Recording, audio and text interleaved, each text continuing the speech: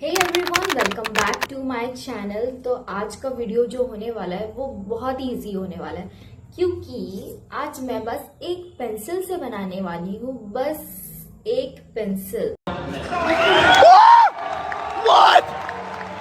और कुछ यूज नहीं होगा, ना कलर ना कुछ भी। और ये जो ड्राइंग है ये बच्चे बहुत इजीली सीख जाएंगे, क्योंकि मैंने इस पे स्टेप बाय स्टेप बताया हुआ है। तो वीडियो को आप लोग पूरा देखना। आई होप कि आप लोगों को वीडियो बहुत अच्छा लगेगा। ये वाला मैंने इसलिए इतना इजी वाला रखा है क्योंकि ऑफ कोर्स राखी है। तो एडवांस में आप सभी को हैप्पी रक्षाबंधन मेरे तरफ से।